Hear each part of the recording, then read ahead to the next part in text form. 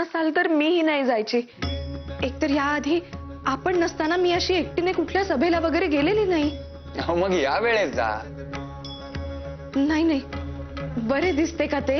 रमाबाई, तुम्ही गेला नाहीत तर बरे दिसावयाचे नाही. आम्ही उद्याच्या समारंभात उपस्थित राहू शकत नाही, कारण आम्हास कोर्टाचे काम आहे हे कारण लोकांस पटेल. परंतु हा कार्यक्रम यशस्वी होण्यासाठी तुम्ही सक्रिय सहभाग घेतला. असे असताना आणि कसलेही कारण नसताना तुम्ही घरी बसून राहिलात तर तुमच्या बरोबरीने लोक आम्हासही बोल लावतील. हे चालणार आहे का तुम्हास? आणि लक्ष्मीबाई वगैरे ओळखीच्या बायका असणारच आहेत समारंभास. मग उद्या समारंभात जावयाचे नक्की ना? हो. बरे रमाबाई, समारंभाच्या प्रमुख पाहुण्या मिसेस कागलन यांच्याशी तुमची चांगलीच सलगी झालेली आहे.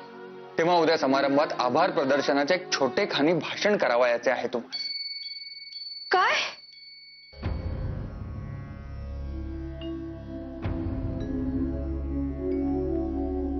आमची सखू गेली आणि महिन्याभरात जावई बापूंचे लग्न लावलेत तुम्ही. अगो बाई, आता तेव्हाचे उट्टे काढायला आल्यात की काय? या नाही, गैरसमज करून घेऊ नका. जुने काही उकरायचे नाही बरे मला. तुमच्याकडची परंपराच आहे.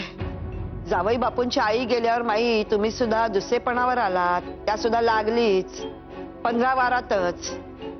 जावई बापूंनी सुधारक म्हणता म्हणता तेच केले. सखू गेल्याच्या शोकाचे अश्रू सुद्धा वाळले नव्हते हो आमचे. जावई बापूने तिचे मात्र खूप केले हो. आमच्या सखूचे नाव लग्नात बदलून रमा ठेवले होते. दुसऱ्या बायकोचेही रमाच ठेवले, कळले आम्हास. तेव्हा वाटले हो आमच्या लेकीचा लळा आहे अजून मनात. बरे वाटले हो जीवास.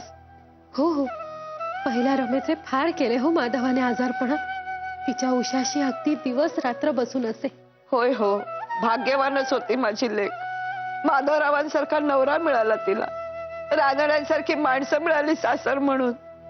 पण नशिबात जास्त दिवस सुख नव्हतं हो तिच्या. काय करणार. पण एक शेवटची इच्छा राहिली हो तिची.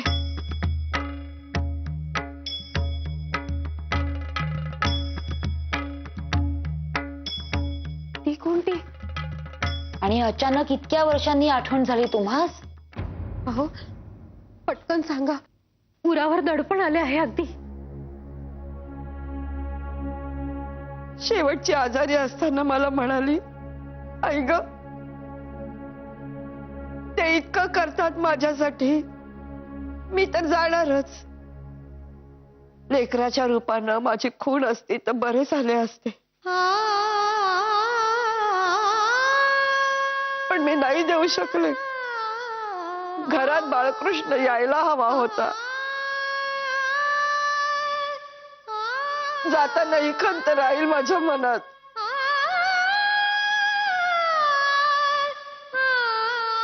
यशोदा अक्का, शेवटी परमेश्वराची इच्छा. त्याला काय करणार आपण तरी. पण माई, अहो ते शल्य उरात घेऊनच डोळे मिटले हो माझ्या लेकींनी. पण आता माधवरावांचं दुसरं लग्न होऊन इतकी वर्ष झाली, पण पाळणा हल्ल्याची बातमी काय आली नाही. माझ्या लेकीचा आत्मा तळमळत असेल हो. शेवटी कासावीस होऊन मी स्वतः विचारावयास आले. ही गोष्ट टपालाने सांगण्यासारखी नव्हे. जीव राहीना म्हणून स्वतः आले उठून. पोरीचा चेहरा सारखा डोळ्यासमोर येई हो. मीही अनेकदा म्हटले, पण सारखे सारखे कसे बोलायचे. इकडचे जाणेही अकाली झाले. हे असते ना तर यांनी माधवास अगदी खडसावून विचारले असते. काय सांगू, आमच्या मनी खूप असूनही आमचा अगदी नाईलाज होतो माधवासमोर. मला वाटतच होते, पण आता मी आली आहे ना, मी विचारते स्पष्टपणे त्यास.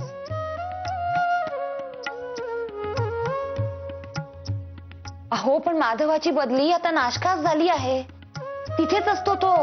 अगो, पण मध्यंतरी आजारपणात इथेच होते ना माधवराव. यांनी चौकशीचे टपाल धाडले होते. तब्येतीस आराम पडल्याचे स्वतः जावयांचे पत्रही आले होते. हो, पण कामावर रुजू व्हायचे होते त्यास. डॉक्टरांची परवानगी घेऊन लगेचच गेला तो नाशकास. अरे देवा, म्हणजे चुकीच्या वेळेस आले म्हणायची मी. नाही नाही यशोदाक्का, अहो ज्येष्ठ महिन्यात कोर्टात सुट्टी असते. आता त्याला कितीशी शिंगे उरली सांगा. नाही म्हणजे महिनाभरात येईलच तो. आता तुम्ही आल्या आहात तर आल्या सरशी महिनाभर राहा इथेच. त्या निमित्ताने तुम्हास विश्रांती सुद्धा मिळेल. कसे? होय का? बर. माझ्या मुलाशी म्हणजे चंद्रकांताशी बोलते आणि ठरवते. हा, बरे. अहो आता हे काय आणि बोलतेस? छे छे, मला नाही हो जमायचे. मला भीती वाटते. अहो रमाबाई, त्यात घाबरावयाचे काय? हे पहा, उद्या 51 बायका तरी असणार आहेत समारंभास. परंतु आभार प्रदर्शनाची संधी कोणास मिळते आहे तर ती तुम्हास मिळते आहे. आमच्या दृष्टीने हा तुमच्यासाठी असलेला मोठाच मान आहे. आपण ही संधी गमावू नये. मला नाही हो जमायचे.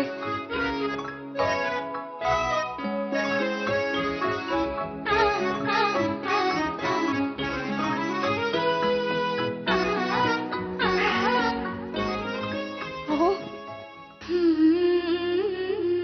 अहो असे काय करताय? स्वतः ऐका ना माझे.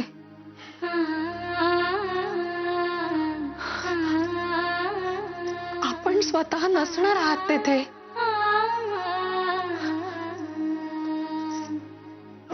माझी काही फजिती झाली तर मग स्वतः हा असा अबोला धरल्यावर काय करावे माणसाने?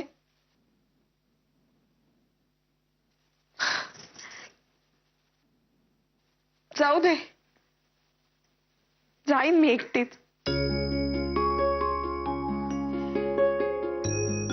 रमाबाई, घाबरू नका. बहुधा कार्यक्रम संपता संपता आम्ही पोहोचू. दारू काय रे? ताट कोणासाठी घेऊन चाललास? बाबा मालकांसाठी. अगं बाई, का आजारी काय आहे ते? नाही नाही, तसं नाही, रागावले आहेत ना म्हणून. रागावले कोणावर? अहो मोठी कहाणी आहे ती. हा. थोडक्यातच सांगतो तुम्हाला.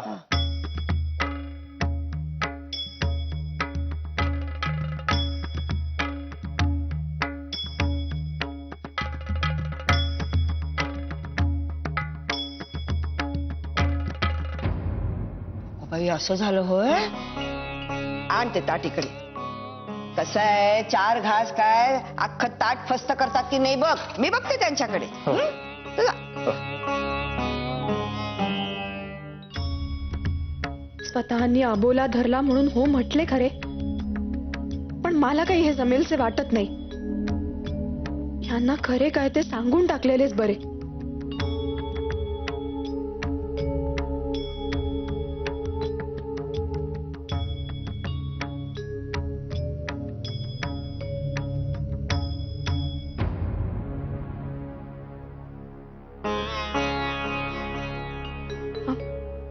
मी म्हणजे रमाबाई, काय झाले?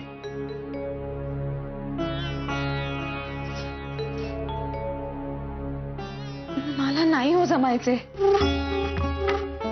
हे पहा, हा असा अबोला धरलात ना तरी नाही जमायचे. हो पण आपण नसताना एवढ्या मोठ्या जाहीर समारंभात उभे राहून असे भाषण करायचे हे नाही हो जमणार मला. शिवाय उद्या तेथे मिस्टर आणि मिसेस कागलन, लक्ष्मीबाई आणि तरखडकर गुरुजी, गोपिकाबाई आणि लोकहितवादी भिडे दाम्पत्य सगळे पती पत्नी असतील. मी एकटीने का म्हणून बसायचे त्यांच्यात? मला नाही जमणार. त्या साऱ्यांसमोर उभे राहून असे भाषण करायचे या नुसत्या कल्पनेनेच घाम फुटलाय मला. खरेच नाही जमणार हो मला.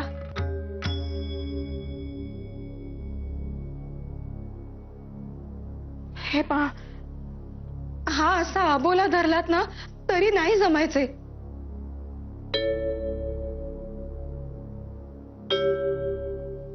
काहीच नाही जमायचे. स्वतः थोडे सुद्धा ऐकू नका माझे.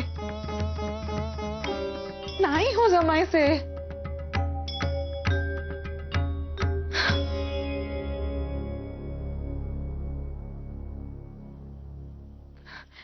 बरे, जाईन मी आणि बोलेन.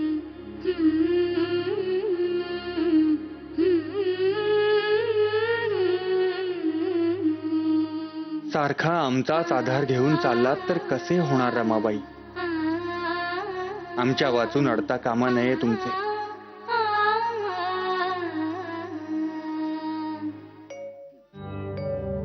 बाबा, अरे असं उपाशी राहिलास तर तब्येतीवर परिणाम नाही का व्हायचा तुझ्या? क्षमा करा, पण माझ्या रागावण्याचे आणि उपाशी राहण्याचे कारण जर ठाऊक आहे, ठाऊक आहे, मग सगळे कळलंय. पण मला सांग, विरोधकांशी भांडायला, लढायला अंगात धमक राहायला हवी की नको? उपाशी राहून येणार आहे का ती? अरे बघत बसू नकोस, मुकाट्यानं जेवून घे. अरे तू उपाशी राहिलास म्हणून तुझे विरोधक प्रसन्न होऊन तुला एखादा वर देणार आहेत असे वाटले की काय तूच? चल बस मुकाट्यानं जेवायला. अरे बैस ना. हे बघ, माझे ऐकलेस तर मी तुला एक छानशी वधू बघून देईन. हा? अरे बघतोयस काय? बैस मुकाट्यानं जेवायला. अरे बैस मुकाट्यानं. हो, हो, हो. हा, आणि आता जेवायला सुरुवात कर. घे असं घे. हा, कर आता सुरुवात. अरे अशी सुरेख मुलगी पाहिली तुझ्यासाठी म्हणून तर आले बोलणी करायला. अरे पण तुम्हा आजकालच्या मुलांचे भलतेच उद्योग चालू असतात ना.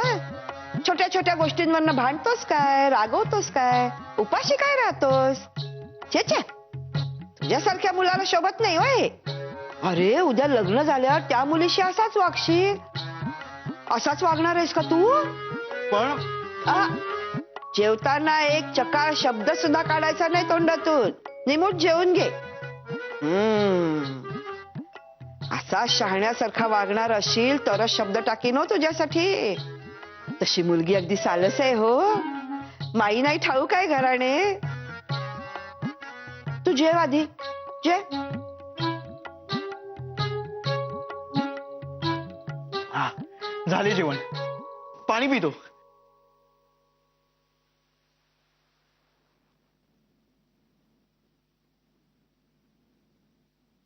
हो, मला सांगा, मुलगी कुठची आहे? अरे मेल्या, हुरळलास का काय? तुझ्या आधी आबाचं लग्न करायचंय हे विसरलास का? स्वतःचा विचार करत बसलास.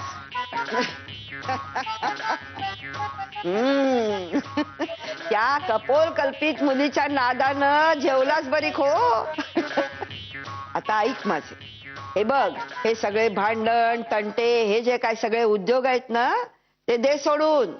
अरे ते राम दीक्षित का कोण आहेत ना त्यांना जाऊन द्यावे त्यांच्या मार्गाने. आपण आपल्या मार्गाने जावे. ते वाटेत आडवे आले तर आपणच हात जोडून बाजूला व्हावे. समजले ना बाळा? आता विद्येवर लक्ष ठेव. विद्येमुळेच मनुष्यात शहाणपण येते बरे. शिक आणि आपल्या दादासारखाच मोठा हो. हे बघ, हे रुसणे रागावणे न जेवणे सोड आता. काय होय. अरे मेल्या, मला नमस्कार कोण करणार? तुला जेवावयास वाढले ना? हो हो हो. हा मग जा आधी हात धुवून ये आणि मग नमस्कार कर. जा. हो हो हो. हा.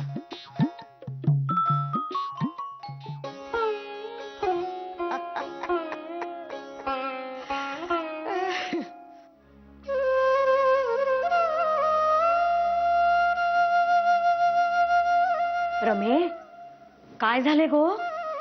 काय म्हणाला माधव? काही नाही. माझे बोलणे तर ऐकून नाहीच घेतले, उलट अबोला धरला माझ्याशी. बघ, म्हटले नव्हते मी, भात लागला म्हणजे माधवाचे आणि तुझे भांडण होणार. झाले ना भांडण, धरला ना बोला.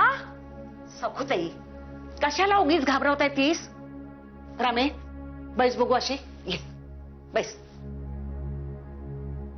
असे काही नसते हो. आपण उगीच आंधळ्या समजुती वाढवू नयेत. मला सांगा बरे, कुठल्या नवरा बायकोत भांडणे होत नाहीत? ती आपली होतच असतात, भात लागो किंवा ना लागो. मी समारंभास जाईन असे म्हटले तेव्हा सोडला अबोला. बघा सखूताई, मिटले की नाही भांडण? खरेच गो बाई, बरे झाले हो. आता भात लागला तरी घाबरायची नाही हो मी. पण मी काय म्हणते रमे, माधवरावांनी अबोला धरला की लगेच ऐकतेच वाटते त्यांचे. हो, मग काय करणार? मला अगदी कसे तरीच होते यांनी अबोला धरला म्हणजे. अगो, पण अशाना नवरे डोक्यावर बसतात. म्हणजे त्यांना हवे असलेले काम करून घ्यायचे झाले हे कळले ना त्याच की अबोला धरला की झाले काम. नवऱ्यांनी सांगितलेल्या सगळ्याच गोष्टी आपल्याला पटतात असे नाही हो. तेव्हा तारतम्याने ठरवून आपल्याला पटतील तेवढ्याच गोष्टी कराव्या. पण सगळ्याच गोष्टी पटत असतील तर?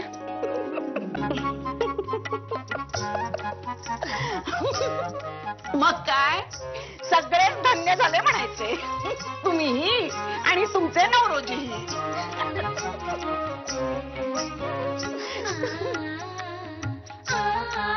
बरे, थोडक्यात म्हणजे तुम्ही एकमेकांचे सारे काही पटणारे लक्ष्मी नारायणाचा. बरे का, उद्याचा बक्षीस समारंभ संपला की जोडीने आमच्याकडे भोजनास यावायचे. रितसर निमंत्रण करते बरे का. जमेल ना?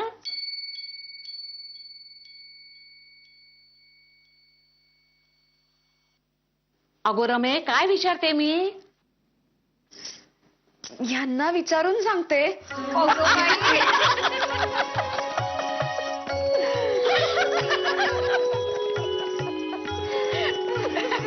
विचारा विचारा. बरे का सखूताई, तुम्हास आणि रमेश वेगळे निमंत्रण बरे का. होय होय. आपल्या तिघींच्या सोयीने